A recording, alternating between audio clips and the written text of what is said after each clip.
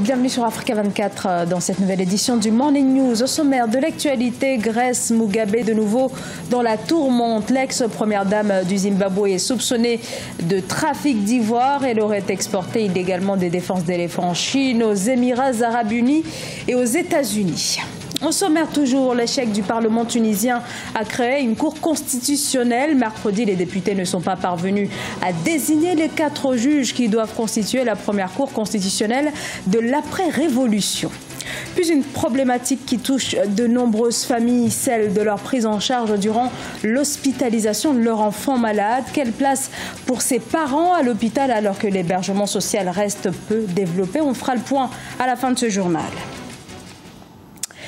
Près de 4 mois après la démission de son époux Robert Mugabe, la voilà de nouveau citée dans un nouveau scandale. Grace Mugabe est cette fois visée par une enquête dans le cadre d'un trafic d'ivoire, une affaire de contrebande exportée en Chine, aux Émirats Arabes Unis et aux États-Unis. Le trafic aurait généré des millions de dollars, un scandale révélé par un lanceur d'alerte, Sharon Kamara.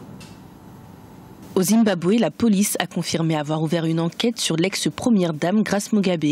Elle est soupçonnée d'être impliquée dans un trafic illégal d'ivoire. Déjà plusieurs suspects ont été arrêtés et Grace Mugabe devrait être entendue par la police. Grace Mugabe est devenue une citoyenne normale. C'est pour ça qu'il faut faire la distinction entre Robert Mugabe et son épouse. Parce que Mugabe, très probablement, a dû avoir des garanties de ne pas être poursuivi par ceux qui l'ont remplacé. Et il va être difficile, à mon avis, de faire appliquer cette immunité-là à son épouse. Selon les déclarations des services de protection de la nature et de la faune, Grace Mugabe avait fait sortir de grandes quantités d'ivoire vers la Chine, les Émirats Arabes Unis et les États-Unis. Pour y parvenir, l'ex-première dame avait ordonné à l'administration de son pays d'émettre des permis d'exportation de défense d'éléphants, des pièces que Grace Mugabe vendait ou offrait à certains dirigeants étrangers. Dans les règles habituelles des États, les épouses des chefs d'État n'ont pas l'immunité juridictionnelle. Donc quand son mari était encore aux affaires, elle aurait pu bénéficier d'une complaisance, mais pas d'une immunité. Près de 4 mois après la démission de son mari, l'ex-président Robert Mugabe, Grace Mugabe se retrouve face à de nombreuses accusations. Actuellement, les autorités enquêtent également sur les conditions de délivrance du doctorat de l'ex-première dame en 2014 par l'Université du Zimbabwe. En Tunisie, Mohamed Ennaceur, le président de l'Assemblée nationale, a indiqué que le dernier tour de vote pour l'élection des membres de la Cour constitutionnelle attendu depuis 4 ans n'a pas permis de dégager la majorité requise pour les candidats. Aucune des 7 personnalités proposées n'a recueilli les voix nécessaires. Le processus est donc relancé avec de nouvelles candidatures. Ashley Duprat. Le Parlement tunisien a essuyé un nouvel échec à créer la première cour constitutionnelle de l'après-révolution. En effet, même si une juge a été élue, les 3 autres membres de l'instance n'ont toujours pas été nommés, et ce, malgré les 3 votes, alors qu'elle aurait déjà dû être mise en place depuis longtemps. La mise en place du Conseil supérieur de la magistrature intervient dans un délai maximum de 6 mois à compter de la date des élections législatives, intervient à compter de la même date et dans un délai maximum d'1 an, la mise en place de la Cour constitutionnelle. Alors pour remédier à cela, le chef du gouvernement Youssef Chahed a annoncé vouloir modifier le mode d'élection des membres de la Cour constitutionnelle.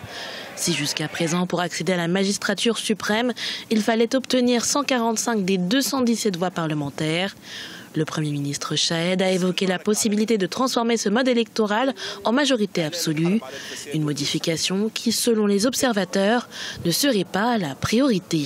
Le problème réside dans le fait que l'Assemblée, ou en tout cas les plénières, sont pratiquement vides. C'est un problème d'assiduité et d'absentéisme qui frappe les élus tunisiens depuis plusieurs années. La moyenne de présence des élus en plénière ne dépasse pas parfois les 60%. Ou, naturellement, quand il y a très peu d'élus, comparé aux 217 sièges sur l'hémicycle, on a de moins en moins de chances de rassembler autant de voix, c'est-à-dire d'atteindre le seuil fixé par la loi 145. Finalement, au lieu de traiter le problème à sa base, à son origine, on essaie de le contourner en assouplissant les règles. Si toutefois cette modification venait à se concrétiser, elle imposerait une vacance juridique d'encore quelques mois. Son littoral maritime, le mont Kakulima ou encore l'église Saint-Joseph, la plus ancienne du pays. La Guinée regorge de plusieurs sites touristiques extraordinaires, des sites de premier plan mais encore peu fréquentés. Reportage Emmanuel Milimoulou. Mirana, c'est une application mobile destinée à vendre la destination Guinée auprès du public.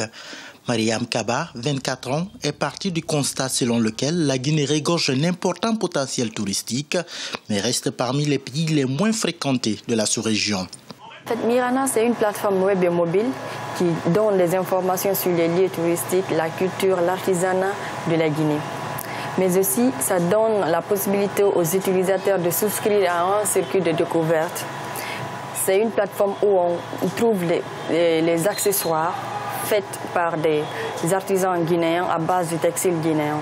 En fait, c'est une vitrine du tourisme en Guinée. Avec un accès simple et gratuit, les internautes peuvent, à partir de n'importe quel point du globe, consulter et choisir des lieux touristiques à visiter en Guinée. Mariam se fixe pour objectif d'attirer le maximum de touristes à travers sa plateforme qui existe aussi en version web. En fait, la Guinée, c'est un pays qui a beaucoup de potentialités touristiques ainsi que de potentialités culturelles. Ça, c'est déjà un atout. En plus, les sites sont naturels, il n'y a pas vraiment d'esthétique dessus. Donc, c'est vraiment un potentiel pour nous déjà. La forme de tourisme la plus répandue en Guinée est celle d'affaires, avec 60 000 visiteurs enregistrés en 2016. Pourtant, le pays regorge plusieurs sites, mais ces derniers sont peu connus des étrangers. L'autre obstacle qui se pose à l'éclosion de ces secteurs est celui lié au faible développement des infrastructures routières. Et on en vient à présent à l'accompagnement des familles d'enfants gravement malades et difficile évidemment pour les parents de voir leur enfant hospitalisé des jours, des semaines, voire des mois. Se rapprocher d'eux est une nécessité, mais la question de l'hébergement fait défaut. Les foyers d'accueil restent en effet peu développés. Illustration en Égypte où c'est une initiative privée qui vient en aide aux parents. Solange Dubois. Au Caire, des parents viennent accompagner ou rendre visite à leurs enfants hospitalisés à la Children's Cancer Hospital Foundation, un hôpital de cancérologie qui offre un traitement gratuit et l'hébergement au sein même de l'établissement. Mais en raison du nombre élevé de patients, il est parfois impossible de tous les loger. C'est ici qu'intervient Zaza.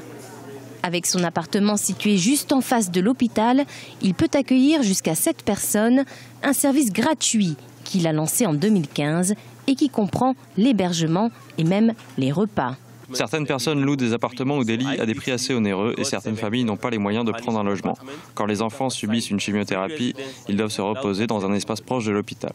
Alors j'ai pensé que je devais faire quelque chose gratuitement et sans accepter de dons. Pour réserver cet appartement, les parents doivent contacter Zaza à l'avance afin de réserver des lits.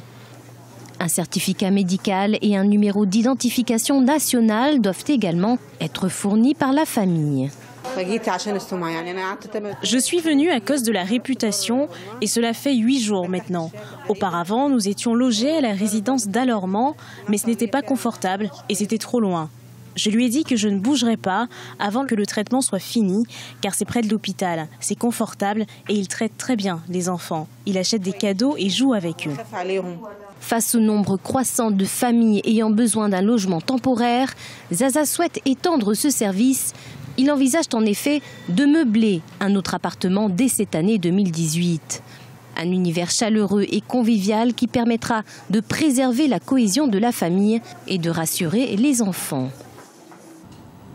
Ce journal a été réalisé par l'ensemble de la rédaction. Merci de votre fidélité. Dans un instant, une nouvelle édition de l'actualité sur Africa 24.